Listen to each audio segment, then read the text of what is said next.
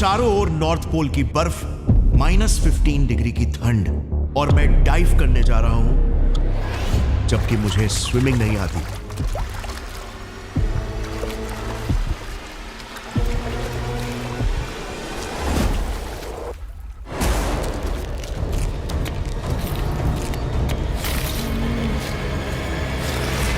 $90 degree north pole, पृथ्वी का सबसे top most हिस्सा जो किसी एलियन वर्ल्ड से कम नहीं लगता। यह है आर्कटिक का नॉर्थ पोल। जैसे आप देख सकते हो, व्हाइट रेगिस्तान, सफेद रेगिस्तान, चारों तरफ सिर्फ बर्फ ही बर्फ। It's a complete white out. यहां पर फिजिक्स के नॉर्मल रूल्स अप्लाई नहीं होते। टाइम और टाइम जोन्स का कॉन्सेप्ट यहां पर कोलैप्स हो जाता है। कंपास की सुई यहां पर कंफ्यूज हो जाती है। और टेम्परेचर -40 डिग्रीज जाता है विंटर्स में। So whether is very extreme. ये जो जकड़ गया है ना, ये मैं ठीक से बोल नहीं पा रहा हूं क्योंकि मेरे जो फेस के मसल्स हैं वो पूरे जकड़ चुके हैं। जिस जगह की खोज में 140 लोगों का क्रू गायब हो गया था, उसी जमीन पर मैं इंडिया का तिरंगा गाड़ूंगा। बट हियर्स द ट्विस्ट, मैं यहां एक ऐसे बीस्ट में जाऊंगा जो लिटरली 2 लाख लोगों के शहर को पावर करने वाली न्यूक्लियर एनर्जी लेकर चलता है, और मैं इसके अंदर पूरे 10 दिन बिताऊंगा।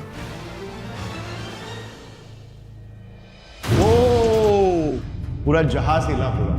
इस वॉल के पीछे न्यूक्लियर रिएक्टर्स है। क्या है यार, धुआं क्यों आ रहा है? आइस ब्रेकर जो है वो वॉबल हो रहा है एक साइड में। डर लग रहा है भाई, कोई चट्टान वट्टान फट गया तो। अगले 30 मिनट में मैं आपको दिखाऊंगा कि कैसे इंसानों ने साइंस को हैक करके नॉर्थ पोल को कॉन्कर कर लिया है। कैसे एक तैरता न्यूक्लियर शहर 10 फीट मोटे बर्फ की लादियों को बटर की तरह काटकर 90 डिग्रीज नॉर्थ पोल तक पहुंचता है। हर 16 मिलियन लोगों में से सिर्फ एक इंसान नॉर्थ पोल तक पहुंच पाता है। और इसीलिए इस वीडियो में आप वो देखोगे जो सिर्फ 0.0006% लोग ही देख पाए। It will also completely change how you see human engineering, nuclear reactors, giant engines, turbines, icebreaker life. Even nuclear जहाजों के उन सीक्रेट रूम्स के अंदर क्या है जिन रूम्स में आम लोगों का जाना मना है। मुरमांस्क सिटी, रशिया, आज मेरा बोर्डिंग पॉइंट होगा। Oh wow, my God. So guys, this is Murmansk in a nutshell. Just have a look at the view. 280,000 लोगों का ये टाउन है। अगर आप देखोगे ये जो बे है, ये बेसिकली फ्रीज नहीं होती है, और चाहे विंटर्स भी क्यों ना आ जाए, इसका जो टेम्परेचर होता है वो कभी भी 0 के नीचे नहीं जाएगा। सो यहाँ से इनलेट मिल जाता है टुवर्ड्स द आर्कटिक। सो हम मुरमांस्क यहाँ पे, वहां से हम इसके बीच से निकल के हम नॉर्थ पोल के लिए जाते हैं। मगर चढ़ने से पहले एक कंपलसरी मेडिकल टेस्ट। फेल हुआ तो सारे सपने टूट गए। फिटनेस की नहीं, सेफ्टी की बात है, क्योंकि you literally have to qualify to be at this place. और अब देखना इस बीस्ट को। 50 Let Pobedy, the nuclear icebreaker. Height 15 मंजिले बिल्डिंग जितनी, लंबाई 1.5 फुटबॉल फील्ड जितने, वजन 50 बोइंग 747 एक जगह पर ढेर। But here's the psycho thing, ये जायंट सिर्फ एक पिद्दी सा माइक्रोस्कोपिक बैक्टीरिया है आर्कटिक ओशन के एक्सपांस के सामने। 14 मिलियन स्क्वायर किलोमीटर्स का ये जमा हुआ समुद्र हमारे रास्ते का सबसे बड़ा रोड़ा होगा। नॉर्थ पोल के अराउंड आर्कटिक ओशन समुद्र नहीं, बल्कि 10 फीट मोटी बर्फ की कंक्रीट की तरह जमी हुई जमीन है, जिसे चीरते हुए हमें मंजिल तक पहुंचना होगा। मगर एक नॉर्मल शिप की स्टील बॉडी तो सिर्फ 15 से 20 mm ही मोटी होती है, जबकि आर्कटिक का बर्फ तो 3000 mm चौड़ा है। और वर्ष 0 डिग्री की ठंड पार करते ही ऑर्डिनरी स्टील कांच की तरह ब्रिटल बन जाता है और क्रैक कर जाता है। 1912 में टाइटैनिक भी तो ऐसे ही डूबा था। सिर्फ -2 डिग्री की ठंड और एक झटका, स्टील डेंट खाने की जगह पर कांच की तरह क्रैक कर गया, और दुनिया का सबसे बड़ा जहाज बस सिर्फ 2 घंटे 40 मिनट के अंदर डूब गया। और इसीलिए इंसानों ने क्या किया? Well, we went full on psycho mode and made something that actually fights back. Imagine आज से कुछ सदियों पहले आर्कटिक और एंटार्क्टिक बस मैप्स पर सफेद अनएक्सप्लोर्ड वर्ल्ड्स की तरह दिखाई देते थे। ना यहाँ पर कोई ट्रेड रूट्स, ना कोई साइंटिफिक एक्सप्लोरेशन, और ना ही किसी को कुछ पता कि आर्कटिक में प्रकृति के क्या खजाने छुपे हैं। और इसीलिए रशिया ने सबसे पहले इनिशिएटिव लेकर ऐसे आइस ब्रेकर्स बनाना शुरू किया, जिसमें से one of the most powerful ice breaker in operation है ये बीस्ट 50 लेथ पोबेडे। मगर ये थोड़ा सा एंटी कॉमन सेंस लगेगा, पर आइस ब्रेकर्स नॉर्मल शिप्स की तरह बर्फ को काटने की कोशिश नहीं करते, बल्कि जैसे ये चलते हैं साइंस की मैजिक से बर्फ अपने आप ही टूट जाता है। आखिर कैसे? चलो शिप के अंदर ही बताता हूं, क्योंकि एक्सपीडिशन के लॉन्च सेरेमनी का वक्त हो गया है।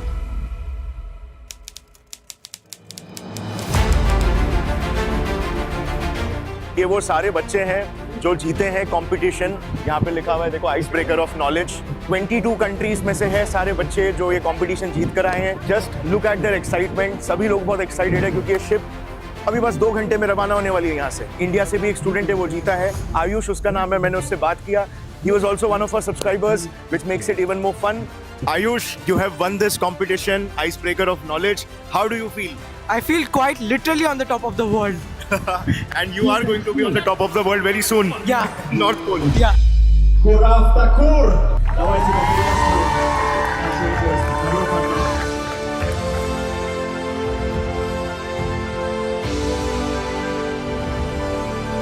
10 दिन यानी 240 घंटे, ये हमारा टाइम विंडो है। इसी दौरान हमें नॉर्थ पोल को छूकर वापस आना है। कैप्टन ने हॉर्न बजाया और हम निकल पड़े। तो जैसे ही आइस ब्रेकर चल पड़ा, मुझे लगने लगा जैसे मैं एक फ्लोटिंग शहर में घूम रहा हूं। जस्ट इमेजिन 25,000 टन स्टील, 10 दिन, no internet connection, no phone signal. ये पूरा डिजिटल डिटॉक्स है क्योंकि यहाँ पे फोन तो चलता है नहीं, नेटवर्क नहीं आता। You can use the phone but network नहीं है। मगर आयरनी यह है कि फिर भी लाइफ में पहली बार मुझे कंप्लीटली आजाद फील हो रहा था, क्योंकि इन 10 दिनों के लिए मैं एकदम नेचर की गोद में रहूंगा, प्लस एक पूरा शहर मेरे साथ है। 3 AM basketball allowed, And that's a goal. 4 AM roof access allowed, 5 AM snacks serving। यहां पर 24/7 नो रिस्ट्रिक्शंस और सारे अम्यूनिटीज, जिम, सोना, गोरमेट रेस्टोरेंट्स, अलग अलग व्यूइंग डेक्स, लाइब्रेरी एटसेट्रा। इवेंट हॉल में हर पल कोई ना कोई इंटरेस्टिंग एक्टिविटी चालू रहती। यार 22 देशों से टॉप एक्सपर्ट्स की इंटरेस्टिंग कहानियां और पर्सपेक्टिव्स दिमाग को एकदम खोल देते हैं। जस्ट इमेजिन आप बैठकर चिल आउट कर रहे हो एक स्पेस कॉस्मोनॉट के साथ, रॉसकोस्मोस के कॉस्मोनॉट आंद्रे बैप्किन। कुछ ऐसा था आइस ब्रेकर ऑफ नॉलेज में हमारा एक एवरेज डे। सो गाइस, अंदर आना। ये हमारा कैबिन है, ये हमारा घर रहेगा नेक्स्ट 10 डेज के लिए। सो जैसे आप देख सकते हो, काफी होमली फील है। ये सब कुछ वुडन फर्नीचर है, सब कुछ बहुत ही होमली लग रहा है। ये ऑफिस टेबल जैसा टेबल है, मस्त एकदम बॉस टेबल, यहाँ पे बैठ के काम कर सकते हैं। ये है बेड नंबर 1, यहाँ पे आपके सारे सामान हो गए, कॉफी मेकर हो गया, और ये है टीवी। सो ये ऑलमोस्ट एक मिनी स्वीट जैसा है। ये है बेड, ये bathtub, and this is going to be our room for the next 10-12 days. So let's see how it goes. So मेरे फ्लोर में काफी सारे हैपनिंग चीजें हैं। ये है victory bar. So this is a great place to relax and talk and chat and plan things ahead. और यहाँ का व्यू भी बहुत ही अमेजिंग है। ये है वो लाइब्रेरी जिसकी बात मैं कर रहा था। अभी फिलहाल यहाँ पर एक्टिविटी हो रही है। So बच्चे लोग कुछ कोडिंग की एक्टिविटी कर रहे हैं। This is for Roscosmos, जो रशिया की स्पेस एजेंसी है। Just look at the vibe. Like चारों तरफ क्रिएटिव लोग भरे हुए हैं और एकदम चिल्ड सा, रिलैक्स सा माहौल है।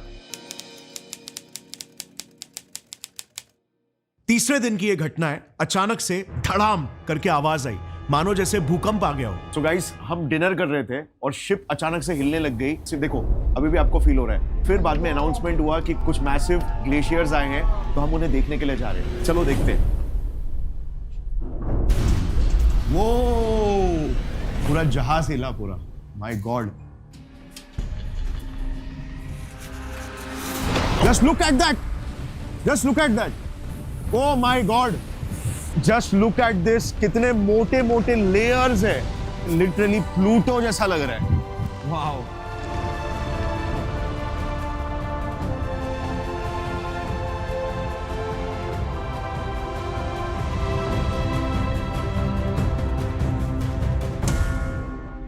Surreal, right? यार मोटे बर्फ के लेयर्स को अपनी आंखों के सामने कटते हुए देखना एक अलग ही एक्सपीरियंस है। हमारा जहाज एक बर्फ के मोटे ग्लेशियर से टकराने वाला है। जैसे आप देख सकते हो, ये लिटरली आइस के ग्लेशियर के ऊपर चढ़ रहा है, उसे क्रैक कर रहा है, उसे 2 भागों में, और अपना रास्ता खुद बना रहा है। यह है एक न्यूक्लियर पावर्ड आइस ब्रेकर। ये होता है when an immovable object meets an unstoppable force. अगर कोई और जहाज होता तो कब का हार मान चुका होता.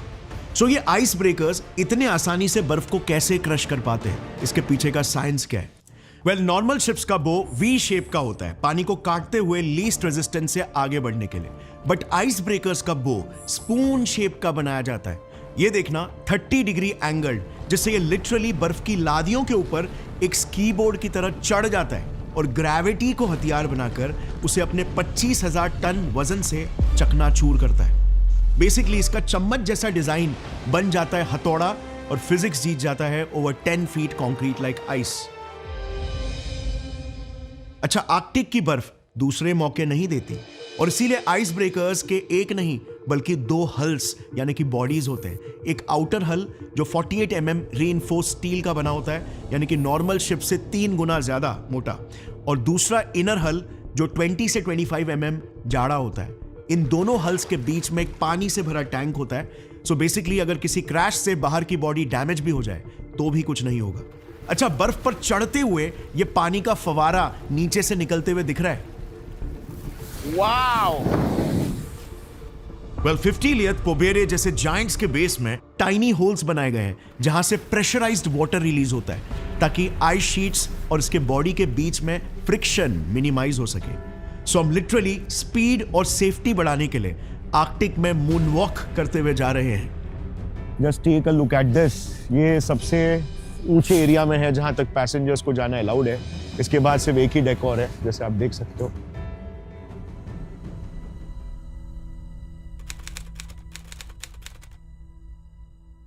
सो यहाँ पर आपका इंजन है, यहाँ पे आपके टरबाइन्स है सेंटर में, और यहाँ पे न्यूक्लियर रिएक्टर है.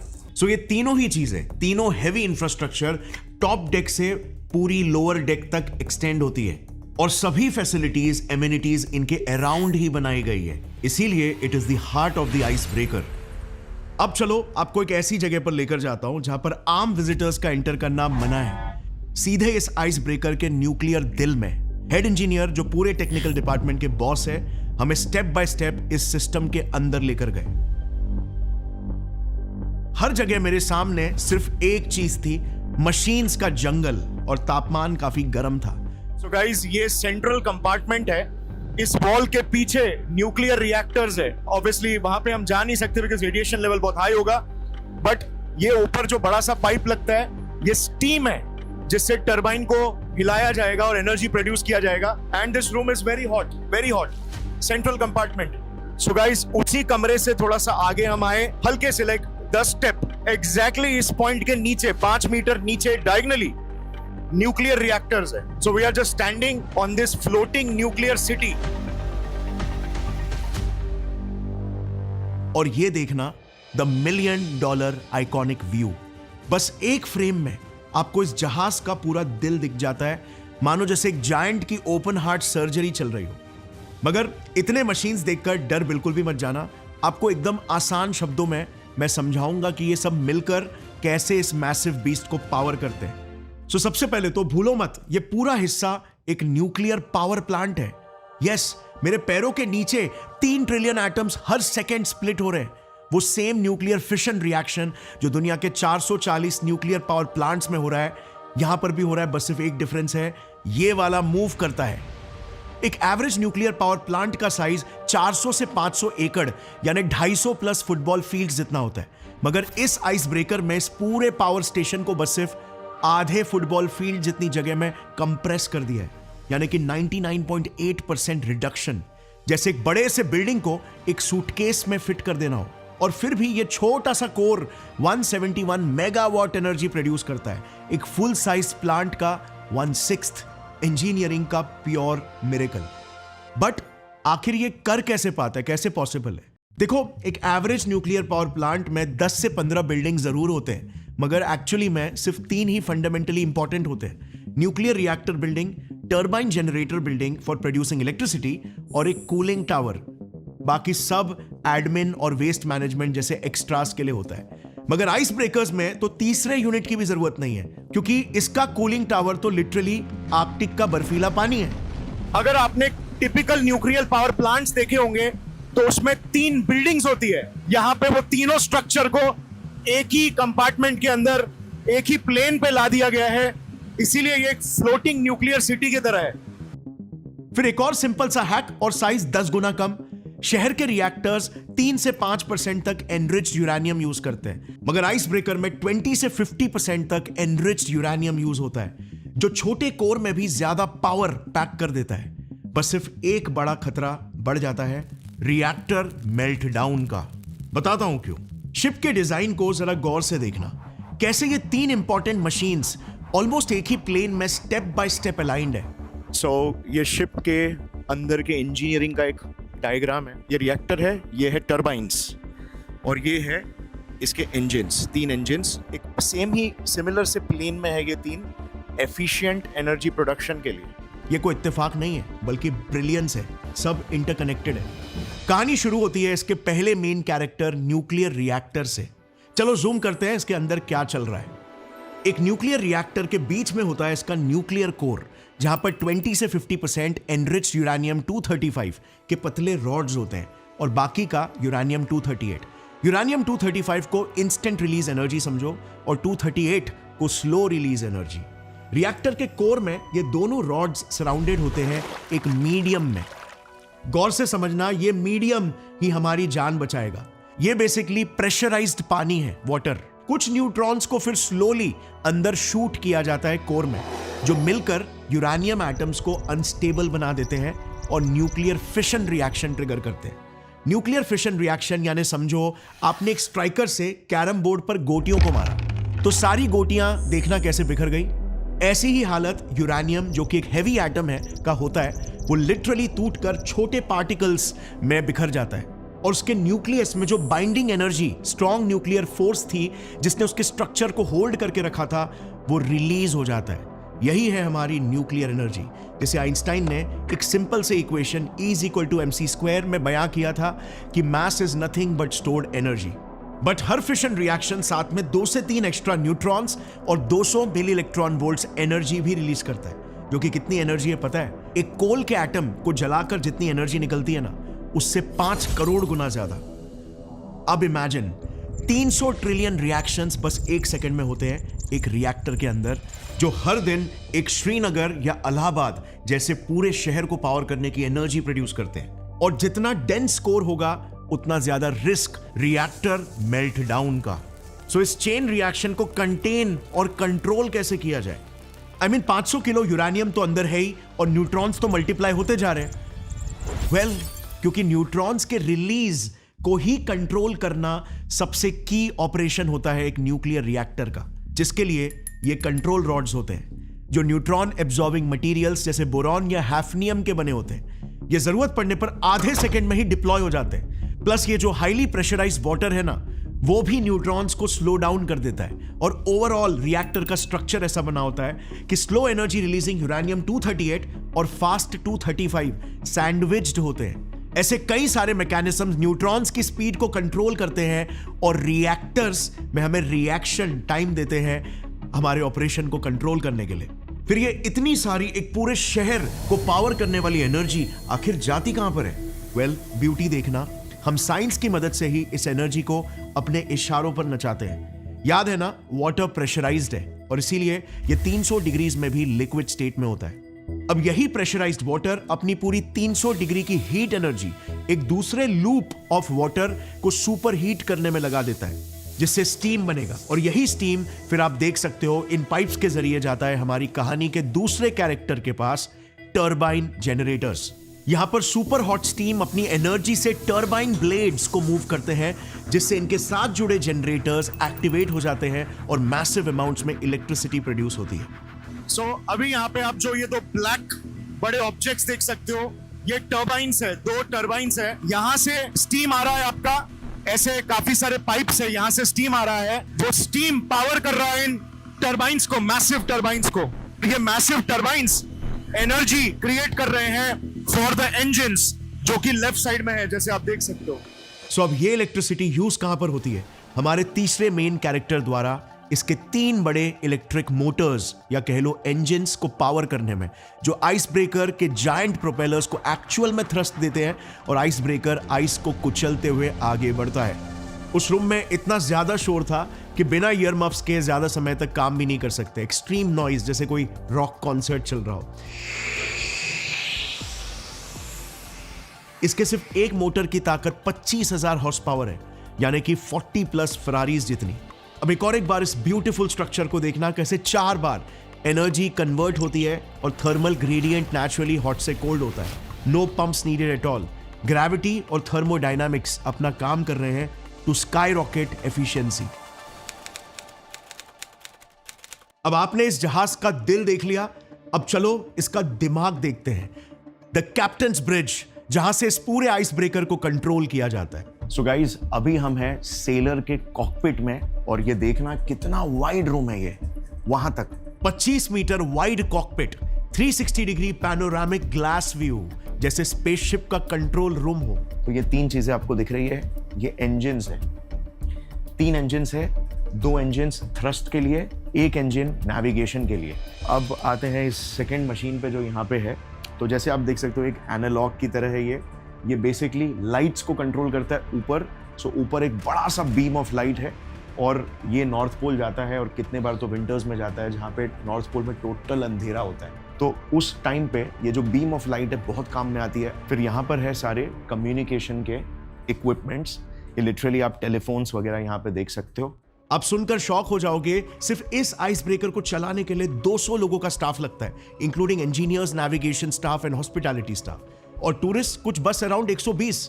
तो सोचो, टूरिस्ट से ज्यादा तो स्टाफ होते हैं। एक आइस ब्रेकर चलाना एक मैसिव ऑर्केस्ट्रा चलाने जैसा होता है, सब कुछ एक ही रिदम में। बट पैराडॉक्सिकली जब आप कैप्टन्स ब्रिज में जाओगे, आपको वहां का माहौल अलग ही चिल्ड लगेगा। वियर्ड बात यह है कि हमें खुली छूट दी गई थी कि हम जब चाहे यहां पर विजिट कर सकते हैं। I mean, यहां पर आप देख सकते हो मैं खुलेआम डेक में घूम रहा हूं। क्या अगर मैंने गलती से कोई लीवर को पुल कर दिया तो? वेल, कुछ भी नहीं होगा।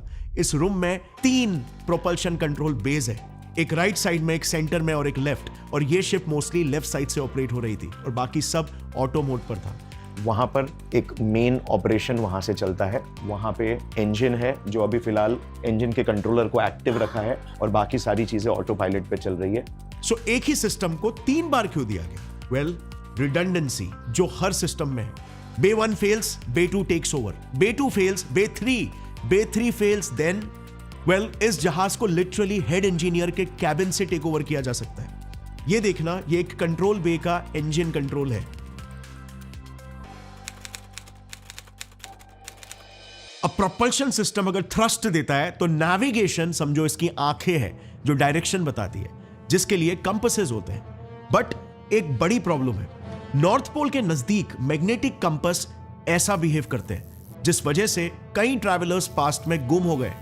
कैसे नेविगेट करोगे जब फिजिक्स खुद ही कंफ्यूज हो जाए? और इसीलिए इस आइस ब्रेकर में एक नहीं बल्कि 3 पावरफुल कंपासेस है, मैग्नेटिक कंपास के साथ जायरो कंपास और सैटेलाइट कंपास। ये है आपका मैग्नेटिक कंपास। नॉर्थ पोल में आपको पता है मैग्नेटिक पोल्स फ्लक्चुएट होते रहते हैं और मैग्नेटिक कंपास भी फ्लक्चुएट होता है, तो वो प्रॉपरली नहीं बताता है। बट ये jar compass it's a geographical compass, ठीक है। तो ये उसका डिस्प्ले है बेसिकली। जो एक्चुअल जार कंपास है जिस पे ये शिप कनेक्टेड है वो यहाँ पे कहीं अंदर है, बट ये उसका डिस्प्ले है ताकि सेलर्स देख सके कि हम सही डायरेक्शन में जा रहे हैं। अब बहुत लोग अर्थ के मैग्नेटिक नॉर्थ पोल और ज्योग्राफिकल नॉर्थ पोल को सेम समझने की गलती करते हैं। दोनों अलग है।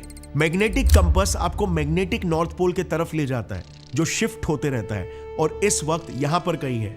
बट जायरो कंपास अर्थ के एक्चुअल ज्योग्राफिकल नॉर्थ पोल की दिशा दिखाते हैं और इसीलिए ज्यादा रिलायबल होते हैं। और सैटेलाइट कंपास तो और भी ज्यादा रिलायबल होते हैं। मगर क्या अगर लेट्स से रास्ते में टाइटैनिक के केस की तरह कोई बड़ा आइस का पहाड़ आ जाए तो? उसके लिए ये रेडार इंटीग्रेटेड कंपासेस होते हैं। जैसे आप देख सकते हो यहां ये सारे येलो डॉट्स बर्फ है। जितनी ज्यादा डेंसिटी उतना थिक बर्फ का कॉन्सेंट्रेशन, और ये आइस ब्रेकर उस बर्फ को जितना हो सके अवॉइड करता है। सो पहले हम वहां पे थे, वहां से हम देख रहे थे, और अब हम यहां पे आ चुके हैं नीचे।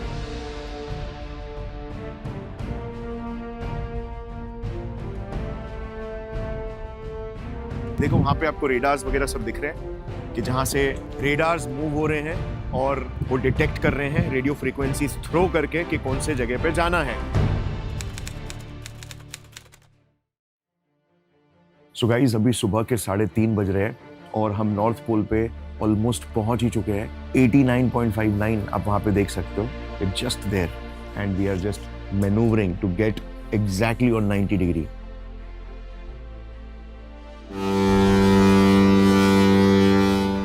गाइस डॉट 90 डिग्री में हम पहुंच चुके हैं और ऐसा दिखता है नॉर्थ पोल ऊपर से, शिप के ऊपर से. सुबह के 3:10 का समय और ये नजारा देखो, एकदम surreal.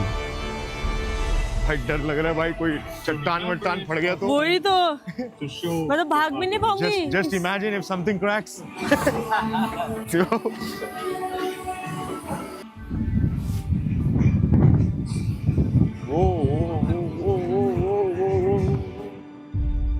Guys, we are at the North Pole.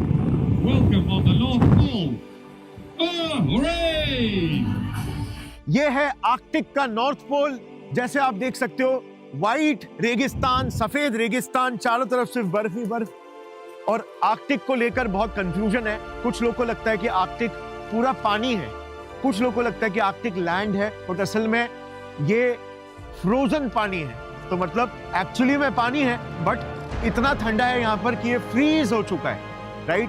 तो जैसे आप देख सकते हो, मैं आपको इसका एक छोटा सा टूर कराता हूँ कि अगर आप यहाँ पर होते तो आप क्या एक्सपीरियंस करते थे. आप जैसे देख सकते हो, इस मैसिव आइस ब्रेकर का जो एंकर है, ये मेरे ख्याल से इसका वजन टन्स में होगा.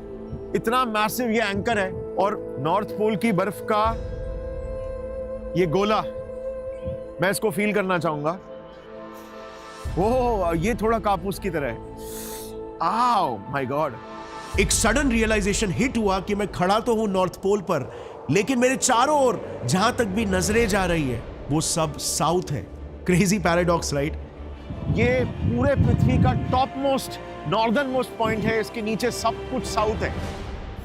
नॉर्थ पोल में बर्फ गिरना स्टार्ट हो गया है. यहाँ पे 24 घंटे बर्फ गिरते रहते हैं, इसीलिए तो ये हाल है. And guys, to be honest, बर्फ गिरते हुए मैंने फर्स्ट टाइम देखा है लाइफ में. मेरा पूरा फेस है वो थोड़ा सा बर्न टाइप फील हो रहा है, सुन्न जैसा हो रहा है. हवाएं यहां पर इतनी तेज कि पहले 2 घंटे तो लिटरली मेरे फेस के मसल्स ही जकड़ गए और मुझे बोलने तक नहीं हो रहा था. यहाँ की ठंडी जो अब है ये -10, -12 डिग्री है और अभी बढ़ने वाली है कुछ देर में.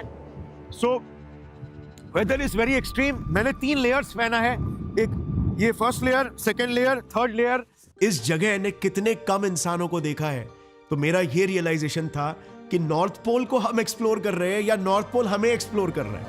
I mean, ये एक वीरान सुनसान इलाका है और पोलर बेयर्स हमें 16 किलोमीटर दूर से ही सूंघ सकते हैं. जिन 600 किलो के बड़े ब्लबर से भरे मॉन्स्टर्स को क्यूट मत समझना, हम इनके लिए परफेक्ट खाना है. गाइस, एक इंटरेस्टिंग चीज देखना, पीछे देखो गनमैन आपको दिख रहे हैं. ये लोग ना कोने कोने में खड़े थे ताकि पोलर बेयर्स ना आ जाए, बिकॉज ये एरिया आपको पता है पोलर बेयर्स के लिए बहुत ही ज्यादा नोटोरियस है.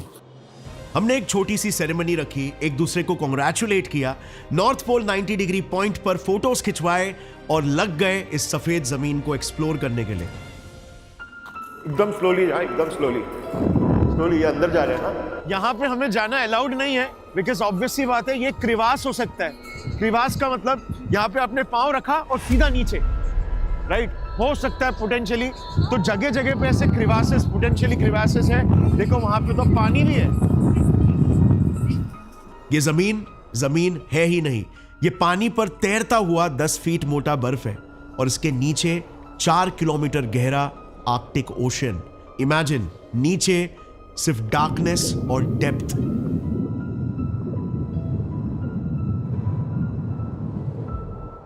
और इसी में मैं अब डाइव करने जा रहा हूं, जबकि मुझे स्विमिंग नहीं आती.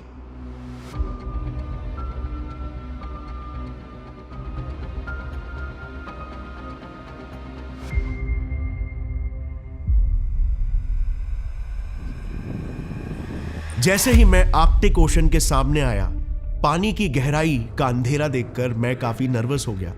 एक तो ऑफ कोर्स स्विमिंग नहीं आती और ऊपर से जस्ट कुछ समय पहले ही वहीं पर लोगों ने एक वॉलरस देखा था.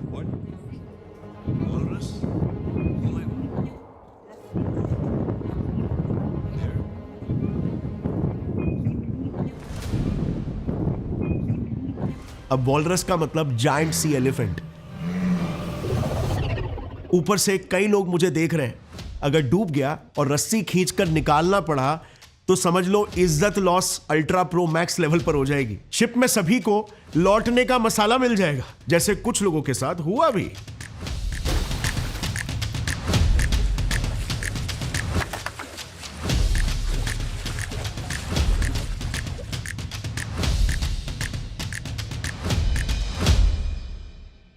बस 10 सेकेंड्स थे मेरे पास ये डिसाइड करने को कि कूदूं या गिव अप कर दूं, और उसी पल मैंने ये ठान लिया कि ये करके ही रहेंगे चाहे जो भी हो जाए, और मैं कूद पड़ा।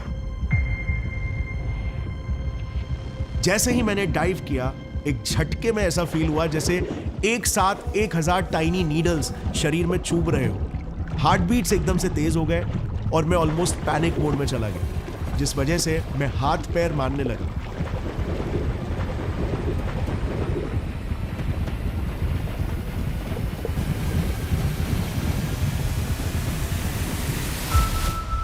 और फिर जैसे मैं बाहर आया, फ्रीजिंग पानी और झटके की वजह से मेरा शोल्डर बुरी तरीके से क्रैम्प कर गया था, जो दर्द कई हफ्तों तक रहेगा। अच्छा, पानी मुझे एक बार के लिए बेरेबल लगा, मगर बाहर जब आप निकले उसके बाद इतनी ठंड लगती है, वो लिटरली अनबेरेबल है मेरे हिसाब से।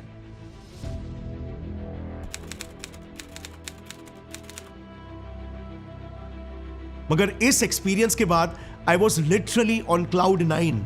ये मेरे लिए एक स्पिरिचुअल एक्सपीरियंस की तरह था, जिसने मेरे दिमाग को एकदम खोल दिया। मुझे डीप लेवल पर यह रियलाइज करवाया कि कैलकुलेटेड रिस्क्स लेना चाहिए, क्योंकि mental growth lies outside the safe zone. इस एक्सपीरियंस के बाद मेरे बाउंड्रीज लिटरली रीडिफाइन हो चुके हैं।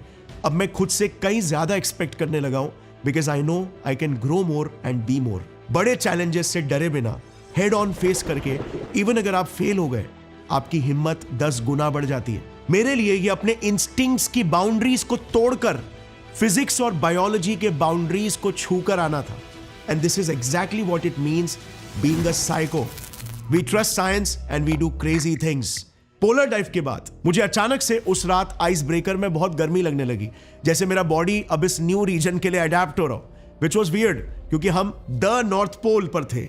कुछ घंटे पहले मुझे बात करने तक नहीं हो रहा था और अब पसीने छूट रहे थे। वेल, ये बॉडी का एक नेचुरल एडेप्टिव रिस्पॉन्स है। Brown fat activation, metabolism spike हो जाता है, कोर टेम्परेचर बढ़ जाता है। होम्योस्टेसिस का एक परफेक्ट एग्जांपल है। उसी रात वापस आते वक्त देखो हमने क्या देखा। The majestic beast of the Arctic, the polar bear, evolution का मास्टरपीस। मगर अजीब बात यह है कि प्रकृति ने जिसे यहां पर सरवाइव करवाने के लिए मिलियंस ऑफ इयर्स का समय लिया, इंसानों ने साइंस यूज करके सिर्फ 160 सालों में यह करके दिखा दिया। Now that's the power of science and a psycho mindset. Our instincts limit us, but science sets us free. मैं सिर्फ एक आम सा क्रिएटर था जो दुनिया को स्क्रीन पर दिखाता था, और आज नॉर्थ पोल के सफेद कैनवस पर देश का तिरंगा लगाकर मैंने ये महसूस किया कि साइंस को अपनी लाइफ में यूज करने का माइंडसेट आपको वाकई में दुनिया के टॉप पर लेकर जा सकता है। बहुत ही कम लोग इतिहास में नॉर्थ पोल तक पहुंच पाए हैं, and I feel proud to be one of them.